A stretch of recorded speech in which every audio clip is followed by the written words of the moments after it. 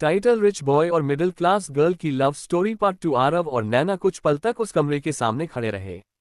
दरवाजा आधा खुला था और अंदर बिल्कुल अंधेरा था। हवेली की खामोशी इतनी गहरी थी कि दोनों को अपनी सांसों की आवाज तक सुनाई दे रही थी। आरव ने फोन की टॉर्च ऑन की। तुम मेरे पीछे रहना, नैना ने धीरे से कहा। मैं अकेली नहीं डर रही, बस मुझे समझ नहीं आ रहा कि यहाँ मेरे जन्म से जुड़ी चीजें क्यों हैं। आरव ने उसकी तरफ देखा। हम सच पता करके ही यहाँ से जाएंगे। दोनों कमरे के अंदर गए। कमरे में एक पुरानी मेज, लकड़ी की अलमारी और कुछ बंद बक्से पड़े थे। दीवार पर धूल से ढकी कई तस्वीरें लगी थीं। नैना अचानक एक तस्वीर के सामने रुक गई। उसमें उसकी माँ एक नवजात बच्ची को गोद में लिए हुए थी। आरव उसके पास आया। ये तुम्हारे जन्म की तस्वीर है। नैना की आंखों में आंसू आ गए। माँ ने ये तस्वीर कभी मुझे नहीं दिखाई। तस्वीर के नीचे एक तारीख लिखी थी, वही तारीख जिस दिन नैना का जन्म हुआ था। आरव ने तस्वीर के पीछे देखा। वहां एक छोटा सा नंबर लिखा था, -27। आरव ने कहा, यही नंबर हमें पुराने प्रोजेक्ट की फाइल में भी मिला था। नैना ने हैरानी से पूछा, तो मेरे जन्म और उस प्रोजेक्ट का क्या संबंध है? आरव ने जवाब नहीं दिया। अचानक अलमारी के अंदर से हल्की आवाज आई। दोनों चौंक गए। आरव ने अलमारी खोली। अंदर एक छोटा लकड़ी का बॉक्स रखा था। बॉक्स पर लिखा था, नैना के लिए। नैना ने कांपते हाथों से बॉक्स उठाया। यह मेरे लिए है, आरव ने कहा। इसे खोलो। बॉक्स के अंदर एक पुरानी चिट्ठी, एक छोटी सी चाबी और एक फोटो थी। नैना ने पहले चिट्ठी खोली। वह उसकी माँ ने लिखी थी। मेरी बेटी, अगर कभी यह पत्र तुम्हारे हाथ में आए तो समझना कि वह समय आ गया है जब तुम्हें अपने जन्म से जुड़ा सच जानना होगा। मैंने तुम्हें हमेशा इस अतीत से दूर रखा क्योंकि मैं चाहती थी कि तुम एक सामान्य जिंदगी जी सको। लेकिन कुछ सच कितने भी साल छुपाए जाएं, एक दिन सामने आ ही जाते हैं। नैना की आंखों से आंसू बहने लगे। आरव ने कहा, आगे पढ़ो। पत्र में आगे लिखा था, तुम्हारे जन्म के दिन मुझे पता चला था कि कंपनी के पुराने मामले में जिस व्यक्ति को दोषी समझा जा रहा है वह असली दोषी नहीं था। मैंने कुछ दस्तावेज सुरक्षित रखे थे। उन दस्तावेजों में उस व्यक्ति का नाम था जिसने पूरी साजिश रची थी। पत्र यहीं खत्म हो गया। नैना ने हैरानी से पूछा, नाम कहाँ है? आरव ने बॉक्स में रखी दूसरी चीजें देखी। शायद इस चाबी का संबंध उससे है। चाबी पर एक नंबर लिखा था, लॉकर 27। आरव ने तुरंत कहा, यह किसी लॉकर की चाबी हो सकती है। नैना ने कहा, लेकिन कौन सा लॉकर? उसी समय कमरे के बाहर किसी के कदमों की आवाज आई। आरव ने तुरंत टॉर्च बंद कर दी। दोनों शांत खड़े रहे। दरवाजे के बाहर किसी ने रुककर कहा, मुझे पता है तुम दोनों अंदर हो। नैना ने आरव की तरफ देखा। आरव ने उसे चुप रहने का इशारा किया। कुछ सेकंड बाद बाहर मौजूद व्यक्ति चला गया। आरव ने धीरे से दरवाजा बंद किया। हमें यहां से निकलना होगा, लेकिन बॉक्स साथ ले चलते हैं। दोनों पीछे के रास्ते से हवेली से बाहर निकलने लगे। बाहर पहुंचते ही आरव ने देखा कि वही काली कार फिर से सड़क के किनारे खड़ी थी, लेकिन इस बार कार के पास कोई नहीं था। नैना ने कहा, क्या हमें पुलिस को बताना चाहिए? आरव ने कहा, पहले हमें समझना होगा कि हमारे पास क्या है, फिर सही कदम उठाएंगे। अगले दिन आरव ने पुराने बैंक रिकॉर्ड खंगाले। काफी कोशिश के बाद उसे पता चला कि लॉकर 27 उसी बैंक की एक पुरानी शाखा में था जहां राजीव कपूर का लॉकर भी मौजूद था। दोनों बैंक पहुंचे। अधिकारी ने रिकॉर्ड देखकर कहा, इस लॉकर का नाम नैना शर्मा की मां के नाम पर है। नैना स्तब्ध रह गई। मेरी मां के नाम पर? जी। आरव ने पूछा, क्या इसे खोला जा सकता है? अधिकारी ने दस्तावेज जांचकर कहा, कानूनी प्रक्रिया के बाद। कुछ समय बाद लॉकर खोला गया। अंदर एक फाइल, कुछ तस्वीरें और एक छोटा रिकॉर्डर था। नैना ने रिकॉर्डर उठाया। उसमें सिर्फ एक ऑडियो फाइल थी। आरव ने उसे चलाया। पहले कुछ सेकंड तक सिर्फ आवाजें थीं। फिर एक पुरुष की आवाज सुनाई दी। अगर यह रिकॉर्डिंग किसी दिन सामने आती है तो इसका मतलब है कि मैंने जो डर था वह सच हो गया। नैना ने तुरंत आवाज पहचान ली। ये राजीव कपूर हैं। रिकॉर्डिंग में राजीव कह रहे थे, मैंने कंपनी के पैसे गायब नहीं किए, शर्मा जी ने भी नहीं किए, लेकिन जिस व्यक्ति ने ये सब किया उसके पास कंपनी के सारे रिकॉर्ड तक पहुंच थी। फिर कुछ सेकंड की खामोशी हुई। मैं उसका नाम रिकॉर्ड में नहीं बोलूंगा। अगर यह रिकॉर्डिंग गलत हाथों में गई तो कई लोगों की जिंदगी खतरे में पड़ सकती है, लेकिन एक संकेत छोड़ रहा हूं। आरव ध्यान से सुन रहा था। राजीव ने कहा, उस व्यक्ति के नाम का पहला अक्षर वी है। नैना ने तुरंत आरव की तरफ देखा। विवेक। आरव ने कहा, शायद। लेकिन रिकॉर्डिंग आगे जारी रही। राजीव ने कहा, अगर विवेक का नाम तुम्हें बताया जाए तो तुरंत विश्वास मत करना। असली सच्चाई उससे भी ऊपर है। आरव और नैना दोनों चौंक गए। रिकॉर्डिंग में आखिरी आवाज आई, जिसने ये योजना बनाई थी वह हमारे बीच ही था। फिर रिकॉर्डिंग बंद हो गई। नैना ने कहा, हमारे बीच ही था। आरव कुछ सोचता रहा। इसका मतलब उस समय मौजूद 4 लोगों में से कोई एक। तुम्हारे पिता? आरव ने तुरंत कहा, मुझे नहीं पता। उसी समय आरव का फोन बजा। उसकी माँ का फोन था। आरव ने कॉल उठाए। माँ। उनकी आवाज बहुत परेशान थी। आरव, तुम अभी कहाँ हो? बैंक में। नैना तुम्हारे साथ है? हाँ। कुछ पल खामोशी रही। फिर माँ ने कहा, तुम दोनों तुरंत वहां से निकलो। क्यों? क्योंकि तुम्हारे पिता घर पर नहीं हैं।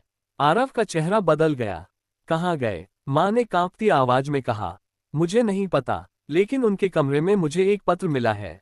क्या लिखा है? माँ ने कहा, उसमें सिर्फ इतना लिखा है, अगर सच सामने आया तो मैं अकेला जिम्मेदार नहीं रहूंगा। आरव कुछ बोल नहीं पाया। नैना ने उसकी तरफ देखा। अब उन्हें समझ आ गया था कि यह रहस्य सिर्फ अतीत में बंद नहीं था। कोई आज भी उस सच को छिपाने की कोशिश कर रहा था। और आरव के पिता अचानक गायब हो चुके थे। अब अगला सवाल सिर्फ यह नहीं था कि 20 साल पहले क्या हुआ था। सवाल ये था, आरव के पिता कहाँ थे और उन्होंने वो पत्र क्यों छोड़ा था। आरव ने फोन रखते ही नैना की तरफ देखा। उसके चेहरे पर चिंता साफ दिखाई दे रही थी।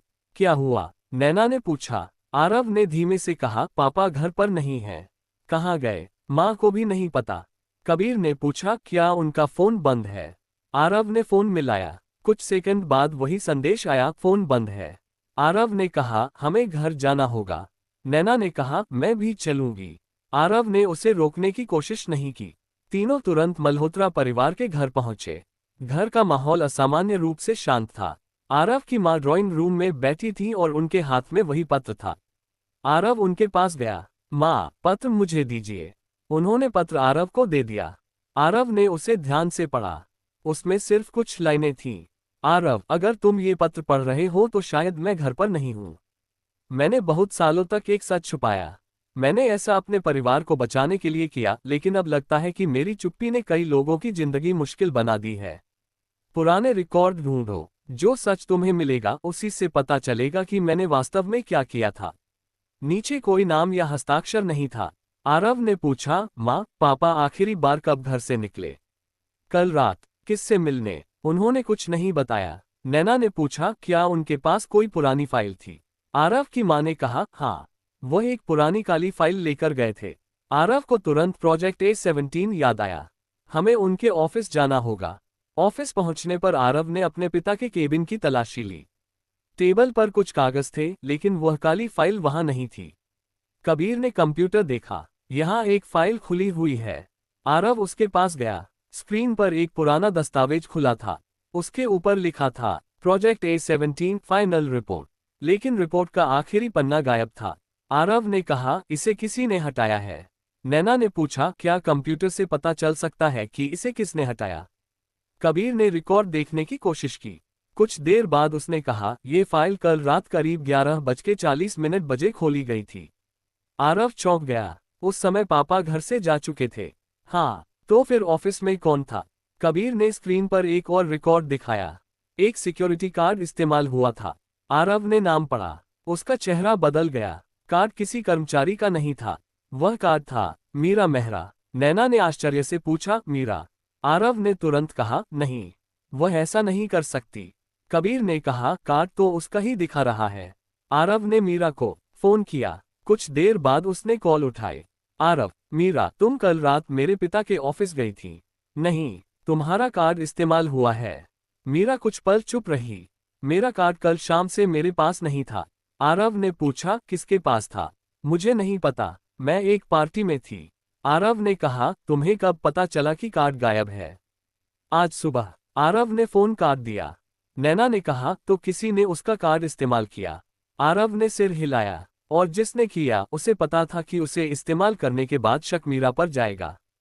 कबीर ने कहा, इसका मतलब कोई बहुत सोच समझकर काम कर रहा है। उसी समय ऑफिस के रिसेप्शन से एक कर्मचारी दौड़ता हुआ आया। सर, आपके पिता के नाम एक पैकेट आया है। आरव ने पैकेट लिया। उस पर कोई भेजने वाले का नाम नहीं था। अंदर एक पुराना मोबाइल फोन था। फोन की स्क्रीन पर सिर्फ एक वीडियो था। आरव ने वीडियो चलाया। स्क्रीन पर उसके पिता दिखाई दिए। वह एक पुराने कमरे में बैठे थे। उन्होंने कैमरे की तरफ देखकर कहा, आरव, अगर तुम यह वीडियो देख रहे हो तो मैं चाहता हूं कि तुम एक बात याद रखो। नैना को कभी दोष मत देना। नैना की आंखें भर आईं। आरव ने स्क्रीन को ध्यान से देखा। उसके पिता आगे बोले, जिस मामले की तुम तलाश कर रहे हो उसमें नैना के परिवार की कोई गलती नहीं थी। मैंने यह बात बहुत पहले समझ ली थी। आरव के चेहरे पर हैरानी थी, लेकिन मैं उस समय सच सामने नहीं ला सका। मेरे पास ऐसा सबूत था जो गलत लोगों के हाथ लग सकता था। वीडियो में उसके पिता ने एक जगह का नाम बताया। पुराने शहर के बाहर एक गोदाम है। वहां प्रोजेक्ट A17 के मूल रिकॉर्ड रखे गए थे। वीडियो अचानक बंद हो गया। कबीर ने पूछा, गोदाम कहाँ है? आरव ने कहा, मुझे पता है। नैना ने पूछा, क्या हम अभी वहां जा सकते हैं? आरव ने घड़ी देखी। हाँ। वे तीनों गोदाम की ओर निकल पड़े। गोदाम काफी पुराना था। दरवाजे पर ताला लगा था। आरव ने अपने पिता की वीडियो में बताई जगह के अनुसार पीछे की दीवार के पास एक छोटी चाबी ढूंढी। चाबी से एक लोहे का दरवाजा खुल गया। अंदर धूल से भरे कई बक्से थे। एक बॉक्स पर लिखा था A17 ओरिजिनल। आरव ने बॉक्स खोला। अंदर पुराने दस्तावेज थे। नैना ने पहला दस्तावेज उठाया। उसमें साफ लिखा था कि प्रोजेक्ट A17 से जुड़ी रकम एक ऐसे अकाउंट में गई थी जो कंपनी के आधिकारिक रिकॉर्ड में दर्ज ही नहीं था। आरव ने कहा, यही असली सबूत है। लेकिन तभी बाहर किसी के कदमों की आवाज सुनाई दी। कबीर ने फुसफुसाकर कहा, कोई आ रहा है। तीनों चुप हो गए। दरवाजा खुला। एक आदमी अंदर आया। आरव ने उसे देखते ही पहचान लिया। वह था समीर खन्ना। आरव ने कहा, आप यहाँ? समीर ने गंभीर आवाज में कहा, तुम लोगों को यहाँ नहीं आना चाहिए था। नैना ने पूछा, क्यों? समीर ने कहा, क्योंकि अब जो मैं बताने वाला हूँ उसके बाद तुम दोनों की जिंदगी पहले जैसी नहीं रहेगी। आरव ने कहा, हमें सच चाहिए। समीर ने कुछ पल आंखें बंद की। फिर बोला, 20 साल पहले जो साजिश हुई थी उसका मास्टरमाइंड विवेक राजदान नहीं था। आरव और नैना दोनों चौंक गए। तो कौन था? आरव ने पूछा। समीर ने धीरे से कहा, वह व्यक्ति जिस पर तुम दोनों में से किसी ने कभी शक नहीं किया। नैना ने पूछा, कौन? समीर ने जवाब देने से पहले बाहर की तरफ देखा। फिर धीमी आवाज में कहा, तुम्हारे परिवार का सबसे करीबी इंसान। उसी समय गोदाम के बाहर तेज आवाज हुई। समीर ने तुरंत कहा, सब लोग नीचे झुको। दरवाजा जोर से बंद हुआ। कुछ सेकंड बाद बाहर से किसी ने आवाज लगाई, फाइल मुझे दे दो। आरव ने नैना की तरफ देखा। अब उन्हें समझ आ चुका था कि वे जिस सच के पीछे भाग रहे थे उसके बेहद करीब पहुंच चुके हैं। लेकिन उनके हाथ में मौजूद मूल फाइल शायद सिर्फ 20 साल पुराने राज का सबूत नहीं थी। वह आज के किसी बड़े राज का भी हिस्सा थी। गोदाम के अंदर अचानक सन्नाटा छा गया। बाहर किसी के कदमों की आवाज लगातार करीब आती जा रही थी। आरव ने फाइल अपने बैग में रख ली और नैना को पीछे रहने का इशारा किया। समीर ने धीमी आवाज में कहा, जो भी हो, फाइल किसी हालत में उनके हाथ नहीं लगनी चाहिए। आरव ने पूछा, आपको पता है बाहर कौन है? समीर ने जवाब नहीं दिया। कुछ सेकंड बाद बाहर से आवाज आई, समीर, तुम्हें पता है तुम क्या कर रहे हो? फाइल दे दो और सब खत्म हो जाएगा। समीर का चेहरा गंभीर हो गया। नैना ने फुसफुसाकर पूछा, क्या आप इस आवाज को पहचानते हैं? समीर ने धीरे से कहा, हाँ। कौन है? वही आदमी जिसके बारे में मैं तुम्हें इतने सालों से बताने से डरता रहा। दरवाजा खुला। सामने एक आदमी खड़ा था। आरव उसे देखते ही हैरान रह गया। आप? वह आदमी कोई अनजान व्यक्ति नहीं था। वह था राघव मल्होत्रा, आरव के पिता का छोटा भाई और परिवार का सबसे भरोसेमंद सदस्य। नैना ने आश्चर्य से आरव की तरफ देखा। तुम्हारे चाचा? राघव ने शांत आवाज में कहा, हाँ। आरव ने पूछा, आप यहाँ क्यों आए हैं? राघव ने कहा, क्योंकि वह फाइल मुझे चाहिए। क्यों? क्योंकि उसमें ऐसी जानकारी है जिसे बाहर आने देना मेरे लिए मुश्किल पैदा कर सकता है। आरव की आंखों में गुस्सा आ गया। तो आप ही थे? राघव ने कहा, तुम्हें अभी पूरी बात नहीं पता। समीर ने बीच में कहा, राघव, अब बहुत देर हो चुकी है। राघव ने उसकी तरफ देखा। तुमने 20 साल तक चुप रहकर सही किया था। आज तुम्हें फिर वही गलती नहीं करनी चाहिए। नैना ने पूछा, मेरे पिता को किसने फंसाया था? राघव कुछ पल चुप रहा। फिर बोला, मैंने नहीं। आरव ने कहा, लेकिन आप उस समय कंपनी में थे। हाँ, तो आपको सब पता था। राघव ने सिर झुका लिया। मुझे बहुत कुछ पता था, लेकिन पूरी सच्चाई मुझे भी बाद में पता चली। आरव ने पूछा, तो असली दोषी कौन था? राघव ने फाइल की तरफ देखते हुए कहा, वह व्यक्ति जिसने कंपनी के रिकॉर्ड बदले थे। नाम? राघव ने कहा, विवेक राजदान। आरव ने कहा, लेकिन राजीव कपूर की रिकॉर्डिंग में कहा गया था कि विवेक असली मास्टरमाइंड नहीं था। राघव ने चौंक कर पूछा, तुमने वह रिकॉर्डिंग सुन ली? हाँ। राघव कुछ देर शांत रहा, फिर उसने कहा, तो अब तुम्हें सबसे बड़ा सच जानना होगा। उसने अपनी जेब से एक पुराना फोटो निकाला। फोटो में 4 लोग थे, विक्रम मल्होत्रा, नैना के पिता, राजीव कपूर और राघव। राघव ने कहा, विवेक सिर्फ मोहरा था। आरव ने पूछा, किसका? राघव ने जवाब नहीं दिया। उसी समय नैना की नजर फोटो के पीछे लिखे शब्दों पर पड़ी। यहाँ कुछ लिखा है। आरव ने फोटो पलटा। पीछे लिखा था, आर के, अंतिम फैसला। नैना ने पूछा, आर के कौन है? समीर ने तुरंत कहा, राजीव कपूर। राघव ने सिर हिलाया। नहीं। कमरे में खामोशी छा गई। आर के राजीव कपूर नहीं था। आरव ने पूछा, तो कौन? राघव ने कहा, रघुवीर कपूर। नैना ने कहा, लेकिन वह कौन थे? राघव ने बताया, वो उस समय कंपनी के सबसे बड़े निवेशकों में से एक थे और उनका संबंध नैना की मां के परिवार से था। नैना स्तब्ध रह गई। मेरी मां के परिवार से? हाँ, तो मेरी मां इस पूरे मामले में क्यों शामिल थी? राघव ने कहा, क्योंकि तुम्हारी मां को पता चल गया था कि कंपनी के पैसे सिर्फ चोरी नहीं किए जा रहे थे, उनका इस्तेमाल एक ऐसी कंपनी खरीदने के लिए किया जा रहा था जो बाद में पूरे बिजनेस पर नियंत्रण कर सकती थी। आरव ने पूछा, किस कंपनी ने? राघव ने कहा, राजीव कपूर की कंपनी ने। नैना ने हैरानी से कहा, तो राजीव खुद इसमें शामिल थे? पूरी तरह नहीं, लेकिन उन्हें इस्तेमाल किया गया था। आरव ने पूछा, किसने? राघव ने गहरी सांस ली। तुम्हारे दादा के एक पुराने सलाहकार ने। आरव ने कहा, नाम? राघव ने कहा, देवेंद्र सूरी। आरव को ये नाम परिचित लगा। देवेंद्र सूरी, क्या वह अभी जिंदा है? राघव ने कहा, हाँ। कहाँ है? यही तो समस्या है। क्यों? क्योंकि पिछले कई वर्षों से वह विदेश में था, लेकिन 3 महीने पहले वह वापस शहर में आया है। आरव के चेहरे पर चिंता आ गई। 3 महीने पहले? हाँ, नैना ने पूछा, और उसी समय से हमारे बारे में कोई जानकारी इकट्ठी कर रहा है? राघव ने कोई जवाब नहीं दिया। तभी गोदाम के बाहर फिर से गाड़ी की आवाज आई। राघव ने कहा, हमें यहाँ से निकलना होगा। आरव ने पूछा, आप हमारे साथ चलेंगे? राघव ने कहा, हाँ। वे पीछे के रास्ते से बाहर निकले, लेकिन बाहर पहुंचते ही उन्हें एक और झटका लगा। वहां एक कार खड़ी थी, उसके अंदर आरव के पिता बैठे थे। आरव दौड़कर कार के पास गया। पापा। विक्रम ने दरवाजा खोला। आरव, तुम यहाँ क्या कर रहे हो? आरव ने कहा, हमें लगा आप गायब हो गए हैं। विक्रम ने कहा, मैं गायब नहीं हुआ था, मैं उस व्यक्ति को ढूंढ रहा था जिसने ये सब शुरू किया। आरव ने पूछा, देवेंद्र सूरी? विक्रम ने अचानक उसकी तरफ देखा। तुम्हें उसका नाम कैसे पता? आरव ने राघव की तरफ देखा। विक्रम ने सब समझ लिया। उन्होंने गहरी सांस ली। तो अब तुम्हें सच बताना ही होगा। नैना आगे आए। क्या देवेंद्र सूरी ने मेरे पिता को फंसाया था? विक्रम ने कहा, हाँ। नैना की आंखों में आंसू आ गए। तो आपने इतने सालों तक चुप क्यों रहे? विक्रम ने कहा, क्योंकि उस समय तुम्हारी मां के पास एक ऐसा सबूत था जिससे कई लोगों की जिंदगी खतरे में पड़ सकती थी। नैना ने पूछा, वह सबूत कहाँ है? विक्रम ने उसकी तरफ देखा। तुम्हारी मां ने उसे कभी किसी को नहीं दिया, फिर उन्होंने उसे तुम्हारे लिए सुरक्षित रखा। नैना स्तब्ध रह गई। मेरे लिए? विक्रम ने सिर हिलाया। हाँ, तुम्हारे पास पहले से वह चीज है। नैना ने अपने हाथ में पकड़ी छोटी चाबी को देखा। लॉकर 27। उसे अचानक समझ आया कि वह चाबी सिर्फ किसी बैंक लॉकर की चाबी नहीं थी, उसका संबंध उसके जन्म से जुड़ी उस रात से था। विक्रम ने कहा, तुम्हारी मां ने आखिरी बार वह सबूत उसी रात देखा था जिस रात तुम पैदा हुई थी। नैना की आंखों से आंसू निकल आए। आरव ने उसका साथ देते हुए कहा, अब हम सच पूरा जानकर रहेंगे।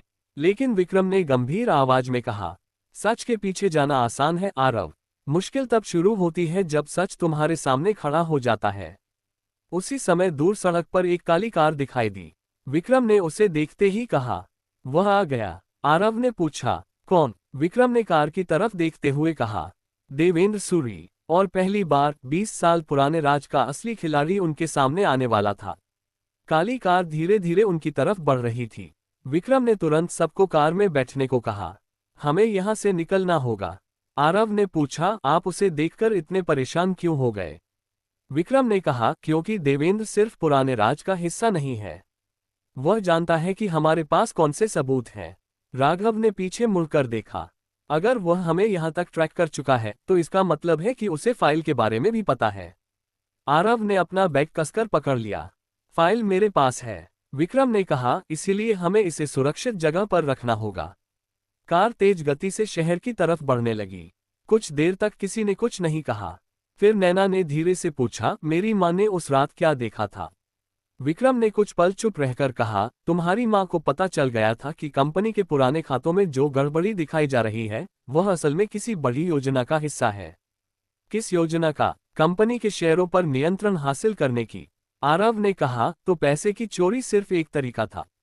हाँ, असली मकसद कंपनी को कमजोर करना था। राघव ने कहा, और जब कंपनी कमजोर होती तो कुछ लोग सस्ते दाम पर उसके शेयर खरीदकर नियंत्रण अपने हाथ में ले लेते। नैना ने पूछा, मेरे पिता को क्यों फंसाया गया? विक्रम ने जवाब दिया, क्योंकि वह उस योजना को समझने वाले पहले लोगों में से थे। नैना कुछ देर खिड़की से बाहर देखती रही।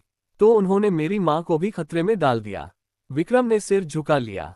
हाँ, आरव ने पूछा, दादाजी को इस बारे में पता था? विक्रम ने कहा, उन्हें कुछ जानकारी थी लेकिन पूरी सच्चाई नहीं। और राघव चाचा? राघव ने कहा, मैंने सिर्फ इतना जाना था कि कंपनी के रिकॉर्ड बदले जा रहे हैं। मुझे नहीं पता था कि इसके पीछे कितने लोग हैं। कार अचानक धीमी हो गई। विक्रम ने सड़क के किनारे देखा। एक दूसरी कार उनका पीछा कर रही थी। वह हमारा पीछा कर रहा है। आरव ने पीछे देखा। काली कार अभी भी कुछ दूरी पर थी। विक्रम ने कहा, हमें पुराने क्लब हाउस जाना होगा। आरव ने पूछा, वही जगह जहां दादाजी मीटिंग किया करते थे? हाँ। कुछ मिनट बाद वे एक पुराने बंगले के पास पहुंचे। विक्रम ने कार अंदर खड़ी कर दी। सब लोग जल्दी से अंदर चले गए। बंगले के अंदर धूल और पुराने फर्नीचर के अलावा कुछ नहीं था। विक्रम ने एक दीवार के पास जाकर एक पुराना पैनल हटाया। उसके पीछे एक छोटी तिजोरी थी। आरव ने पूछा, यहाँ क्या है? वह चीज जिसे तुम्हारी माँ ने वर्षों पहले सुरक्षित रखने के लिए मुझे दी थी। विक्रम ने तिजोरी खोली। अंदर एक पुरानी फाइल थी। नैना ने उसे देखते ही पहचान लिया। यह मेरी माँ की लिखावट है। विक्रम ने फाइल उसे दे दी। नैना ने पहला पन्ना खोला। उसमें कई नाम और तारीखें लिखी थीं, लेकिन सबसे नीचे एक नाम देखकर उसकी सांस रुक गई।